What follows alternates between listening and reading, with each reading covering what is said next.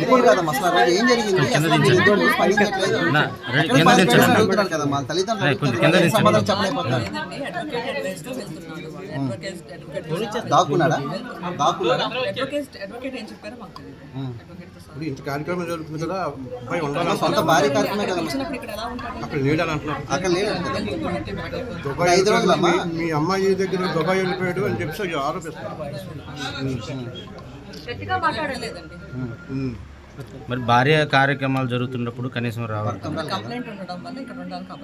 ఇప్పుడు వీళ్ళంటూ వాళ్ళ తల్లిదండ్రులు, ఆ అమ్మాయి తల్లిదండ్రులు అంటున్నారు అక్కడ కంప్లైంట్ ఇచ్చినప్పటికే వాళ్ళు పోలీసులు పిలిచినప్పటికీ వెళ్ళట్లేదు. మీరే తప్పించారంట కదమ్మా, మీరే తప్పించారంట కదమ్మా, మీరే తప్పించారంట కదా.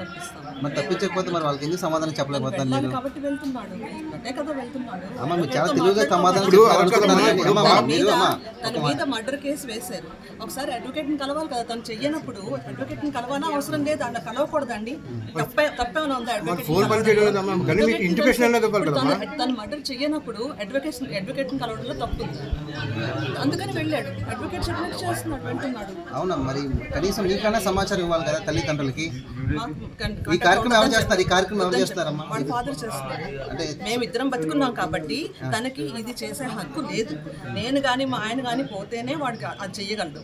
కాబట్టి అప్పటిదాకా మా ఆయనే చెయ్యాలి, ఇది వాడి ఫాదరే చెయ్యాలి. మేమిద్దరం బతికి ఉన్నాం కాబట్టి. మనం కార్యక్రమం చేయాల్సిన వ్యక్తి లేడు కదా, తను తప్పించుకున్నది లేదు, తను చెయ్యకూడదు. ఉండాలి కదా, కార్యక్రమం చేసిన స్పాట్లో ఉండాలి కదా. స్పాట్ లో ఉండడానికి మరి అక్కడ కంప్లైంట్ ఉన్నప్పుడు ఎలా ఉంటాడండి? అవన్నీ మీకు తెలుసున్నవే, మీకు కావాలని అడుగుతున్నారు. అలానే కదా, తప్పించుకుని తిరుగుతున్నారు అనేదే కదా ప్రధాన ఆరోపణ ఇప్పుడు మీ అబ్బాయి పైన, శ్రీచరణ్ పైన.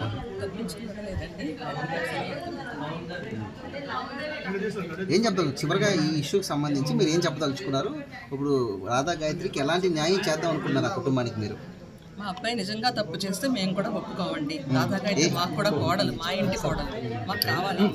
ఇద్దరు ఎంతో బంగారం లాంటి పిల్లలు ఇద్దరు, వాళ్ళకి మనస్పర్ధలు ఇప్పుడు ఏమీ లేవు. వాళ్ళు చాలా సంతోషంగా వెళ్ళారు, హనీమూన్ చేసుకుందుకు వెళ్ళారు, హ్యాపీగా వెళ్ళారు. అక్కడ నుంచి కూడా హ్యాపీగా ఫోన్ చేశారు, మేము చేరేమో ఇవన్నీ చేసింది అవన్నీ కూడా చెప్పారు. తర్వాత ఇలా ముస్సోరి వెళ్తున్నామని కూడా చెప్పారు. మరి మీ కోడలు బ్యాగ్లో ట్రాకర్ పెట్టారని వాళ్ళు ఆరోపిస్తున్నారండి వాళ్ళ తల్లిదండ్రులు. దాని గురించి కూడా నాకు తెలియదండి. మా అబ్బాయి మొత్తం మీ అబ్బాయి చేశారని ఆరోపణలు ఉన్నాయి. మీ అబ్బాయి సైకో అంటున్నారమ్మా, సైకో అని చెప్తున్నారు మీ అబ్బాయిని. ఆ విషయం మీకు కూడా తెలుసు, దాస్తున్నారంట. మీరు దాస్తున్నారు అనేది అంటే మీ ముందే చెప్పారు కదా ఆవిడ, మీ అబ్బాయి సైకో అని చెప్తున్నారు కదా. మా దగ్గర అలా లేడండి. మీ దగ్గర లేకపోవచ్చు కానీ అంటే అమ్మాయి దగ్గర ఉండొచ్చు కదమ్మా. ఎప్పుడు చెప్పలేదా మీకు? మా ఇంట్లో ఇద్దరు ఉన్నారు, ఆ టైంలో ఎప్పుడు అలా లేదు. అమ్మాయి నాకు చెప్పేంత అధికారం అమ్మాయికి ఉంది. ఇది నేను ఇచ్చాను అమ్మాయికి, ఆ ఫ్రీ ఉంది అమ్మాయికి.